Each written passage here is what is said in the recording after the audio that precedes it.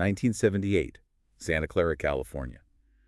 Dynamic RAM chips at the Intel Corporation begin failing at a statistically anomalous rate. The data inside the memory cells is spontaneously flipping.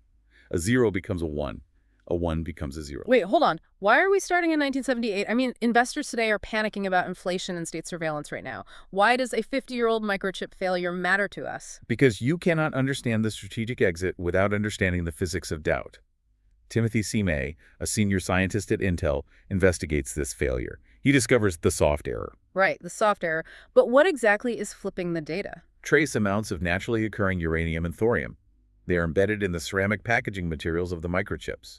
These elements emit microscopic alpha particles. So a literal piece of radiation. Precisely. When a single alpha particle strikes the silicon substrate, it creates an ionization track.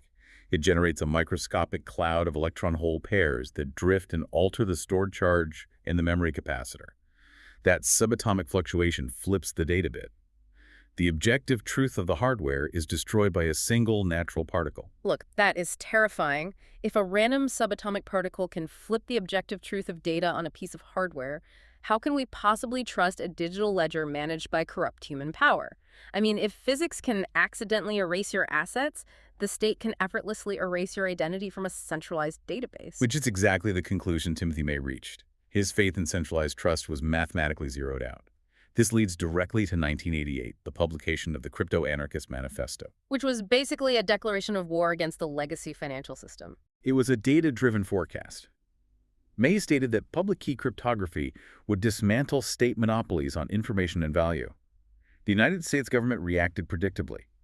They classified cryptographic algorithms, like RSA, as munitions under ITAR, the International Traffic in Arms Regulations. Wait, munitions? So they legally treated mathematical code the same as exporting missile guidance systems? Correct. The state demanded the Clipper chip, a hardware backdoor utilizing the skipjack encryption algorithm. It was designed to give law enforcement a master decryption key to all private communication. Because the state always promises to protect us, right? Yeah. They claim it's to catch tax evaders and criminals, but it's really about total visibility. They want to ensure no one can build a fence they cannot see through. May's counter-architecture was mathematical barbed wire. In the 1870s American West, physical barbed wire allowed individuals to definitively enclose property, destroying the feudal open range. May engineered cryptography to serve as mathematical barbed wire, an impenetrable fence protecting intellectual and financial property. But what is the actual cost if we don't use this mathematical barbed wire? Give me the data.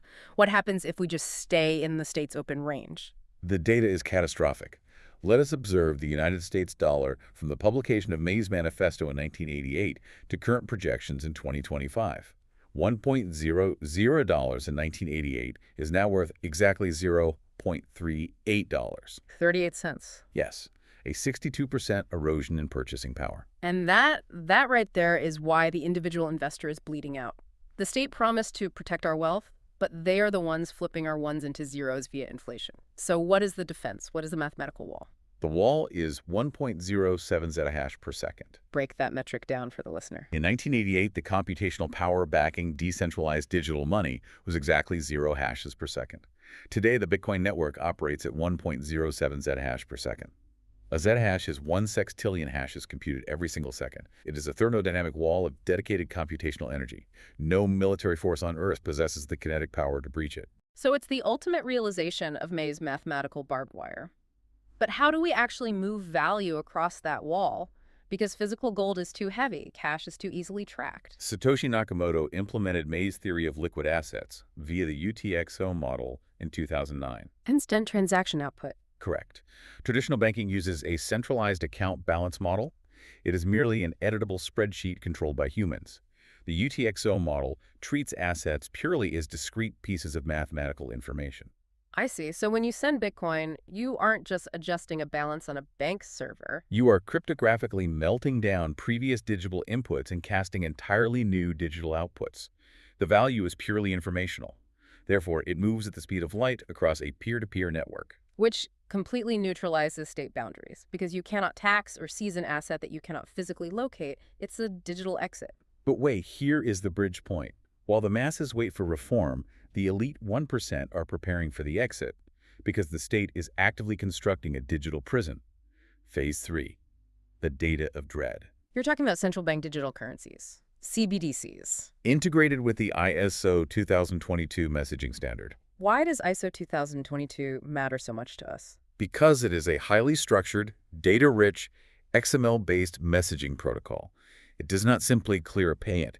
It carries immense payloads of metadata, the exact geographic location of the terminal, the specific items purchased, the biometric or digital identity of the transacting parties. So when you feed that XML metadata into real-time AI surveillance, The central bank achieves absolute real-time visibility, programmable control, algorithmic spending limits based on carbon quotas or social credit metrics, and remote dilution capabilities. we saw this exactly in 2022, the Canadian trucker protests. February 2022, the state invoked emergency powers. Over 200 bank accounts were frozen instantly. Zero judicial due process. The data point proves that centralized capital access can be severed with a single keystroke. And this is why investors here are suffocating. Look at the reality of our environment right now. We are being X-rayed. Every single cup of coffee is tracked. We are already in the Panopticon. The 2025 Financial Secrecy Index confirms this.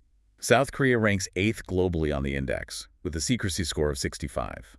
The financial real name system enforces near absolute visibility into domestic capital flows. Exactly. It is a pure panopticon.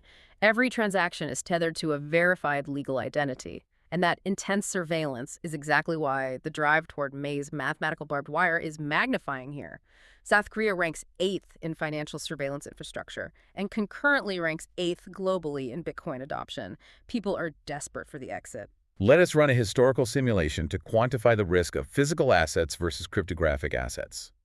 1933, the United States. FDR's Executive Order 6102. The state compels citizens to surrender their physical gold at $20.67 per ounce.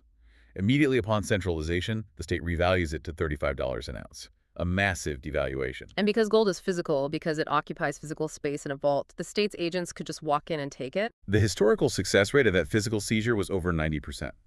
Physical capital controls at borders, such as luggage searches, yield an 85% seizure success rate. A CBDC account freeze yields a 100% success rate. So physical assets and fiat assets are completely compromised.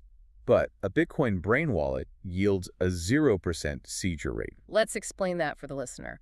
A brain wallet utilizes the BIP39 standard. Your private cryptographic key is represented by a 12 or 24-word seed phrase. A human can biologically memorize those words. Right, so you memorize the words and you cross a hostile border. You have nothing in your luggage. You have nothing on your phone. The asset does not exist in your physical brain. It exists as encrypted data on a globally distributed ledger protected by the 1.07 ZETTAHASH wall. The human mind only carries the required mathematical signature. The state's ability to seize that wealth is mathematically zero.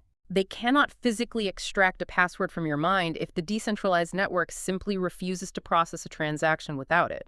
This is the strategic exit. Sovereignty is guaranteed by the laws of the universe, not the benevolence of law. Timothy May did not build a cage. He built a digital ark to survive the Panopticon. Arise, you have nothing to lose but your barbed wire fences.